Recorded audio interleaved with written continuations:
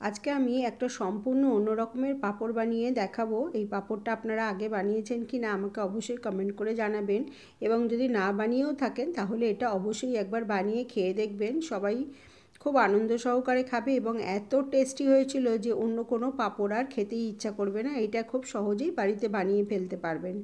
নমস্কার, রসনার বাসনাতে আমি আম দিয়ে আজকে একটা পাঁপড়ের রেসিপি করে দেখাবো। তার জন্য আমি এখানে দুটো আম নিয়েছি। আম তো এখন খুব সহজেই পাওয়া যায়। দুটো আম নিয়ে আমের খোসাটাকে আমি ভালোভাবে ছাড়িয়ে নেব। আমের খোসাটা ছাড়িয়ে নিচ্ছি আমি। ছাড়ানোর পর এটাকে আমি কেটে নেব।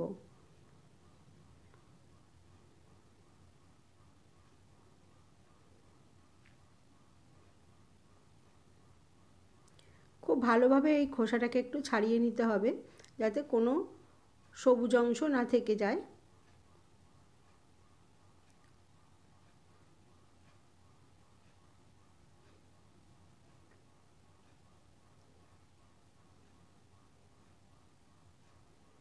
একটা ছাড়ানো হয়ে গেছে, আর একটাকেও আমি এভাবে ছাড়িয়ে নেব।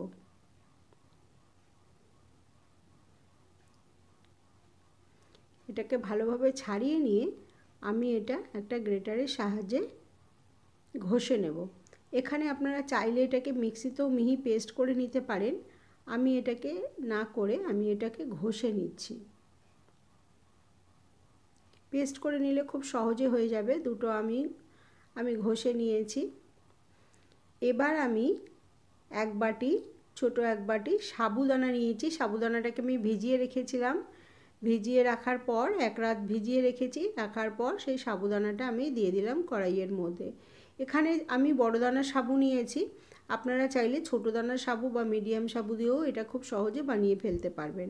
এবার আমি ওই এক বাটি, যে বাটি সাবু নিয়েছি সেই বাটিরই এক বাটি জল দিয়ে দিলাম। প্রথমেই বেশি জল দিয়ে দেবেন না, অল্প জল দেবেন, যদি দরকার লাগে পরে আবার দেবেন। এবার ওই এক বাটি আমি আম হয়েছে সেই আমটা দিয়ে দিলাম। যতটা আম হবে, এক বাটি হতে হবে এমন কোনো কথা নেই, যতটা আম হবে ততটাই আমটা দিয়ে দেবেন। এটা বেশ টক টক নুন নুন দারুণ লাগবে খেতে। ঝাল যদি পছন্দ করেন ঝালটাও আপনারা পছন্দ মতো দিতে পারেন। আমি ঝাল বেশি দিইনি। এখানে গোলমরিচের গুঁড়ো দিয়েছি আর এক চামচ নুন দিয়েছি। নুনটা আপনারা বুঝে দেবেন, বেশি নুন হয়ে গেলে আবার খেতে ভালো লাগবে না। নুনটা একটু স্বাদ মতো বুঝে দিতে হবে। আর গোলমরিচের গুঁড়ো আমি এক চামচ দিয়েছি। এখানে চাইলে আপনারা চিলি ফ্লেক্সও দিতে পারেন যদি ঝালটা বেশি পছন্দ করেন। আমি টেস্টের জন্য গোলমরিচের গুঁড়ো দিয়েছি। এটা কিন্তু দুর্দান্ত লাগবে খেতে, কেউ বুঝে উঠতে পারবে না যেটা আপনি বাড়িতে বানিয়েছেন। এবার একটু কালারটা সুন্দরের জন্য আমি এখানে গ্রিন ফুড কালার দিয়ে দিয়েছি। এখানে চাইলে আপনারা ফুড কালারটা অ্যাভয়েডও করতে পারেন। দিয়ে এটাকে ভালোভাবে আমি ফুটতে দেবো। ভালোভাবে যখন ফুটে উঠবে, সাবুদানাগুলো যখন একটু গলে যাবে, তখন আমি এটাকে নামিয়ে নেব। এবার একটা থালা নিয়ে নিয়েছি। থালাটার মধ্যে ভালোভাবে আমি তেল মাখিয়ে নিয়েছি।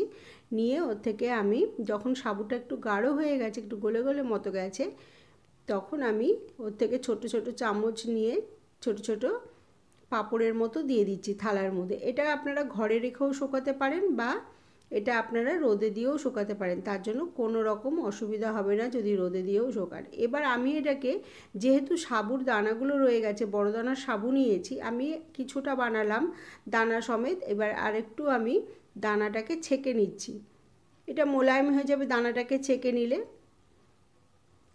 সেভাবেও আমি কিছুটা বানাবো। দুটোই কিন্তু একই রকম টেস্ট হবে। দুটোই খেতে কিন্তু কোনো রকম পার্থক্য থাকবে না, একই রকম লাগবে খেতে। এভাবে আমি একটু বানিয়ে দেখুন, ঠিক এই রকম হয়েছে। এবার এটা একটা প্লাস্টিক শিটের উপর আমি কি করছি, তেল মাখিয়ে দিচ্ছি। দিয়ে এর মধ্যেও আমি ছোট ছোট ওই চামচের সাহায্যে ছোট ছোট পাঁপড় দিয়ে নিচ্ছি। এটা চাইলে আপনারা বেশি বড় করেও দিতে পারেন, আমি ছোট ছোট করে দিচ্ছি। যেহেতু জায়গার অসুবিধা তাই ছোট ছোট করে দিয়ে এটা আপনারা চাইলে ফ্যানের হাওয়াতে শুকাতে পারেন বা এটা রোদ্রে দিয়েও শুকাতে পারেন। রোদ্রে দিয়ে শুকালে খুব তাড়াতাড়ি শুকিয়ে যাবে, ফ্যানের হাওয়ায় শুকালে একটু সময় লাগবে শুকাতে। এবার আমি এটাকে দেখুন শুকিয়ে গেছে একটা পাশ, আমি উল্টে দিচ্ছি। খুব সহজেই উঠে যাবে, খুব পাতলা হয়েছে, খুব সহজেই উঠে যাচ্ছে, কোনোটা ছিঁড়ে বা ফেটে যাবে না। এবার আমি এটাকে একটু রোদ্রে শুকিয়ে নেব, তাহলে আরও বেশি ভালো শুকিয়ে যাবে। এটাকে আমি রোদ্রে শুকিয়ে আপনারা এটাকে 1 বছরের জন্য স্টোর করেও রাখতে পারেন খুব সহজে। এবার আমি এটাকে তেলে একটু ভেজে নেব। ভেজে নিলে পর খেতে ভালো লাগবে। এইভাবে আমি দেখুন শুকিয়ে রাখার পরে এরকম ঠিক দেখতে হয়েছে। এবার আমি একটা গ্যাসের উপর কড়াই বসিয়ে দিয়ে তাতে সামান্য তেল দিয়েছি, তেল দিয়ে এটাকে ভেজে নেব। এটার জন্য কিন্তু খুব বেশি তেলের দরকার নেই, খুব অল্প তেলেই এটা ভেজে নিলে মুচমুচে হয়ে যাবে এবং খেতেও খুব দারুণ লাগবে। টক টক নুন মিষ্টি, মিষ্টিটা আমি দিইনি, চাইলে আপনারা এখানে একটু মিষ্টিও দিয়ে দিতে পারেন। টক নুন খেতে খুব ভালো লাগবে। একটা অন্য রকমের পাঁপড় তৈরি হয়ে গেল। যদি রেসিপিটা ভালো লাগে অবশ্যই সাবস্ক্রাইব করে আমার পাশে থাকবেন। আজকে রেসিপিটা এই পর্যন্তই। সবাই খুব ভালো থাকবেন, সুস্থ থাকবেন। আবার দেখা হবে অন্য কোনো দিন অন্য কোনো নতুন রেসিপির সাথে। দেখুন তৈরি হয়ে গেছে এবং বেশ কিছুটা আমি সাবু সমেত দিয়েছিলাম, সেই সাবুটাও পুরো বোঝা যাচ্ছে।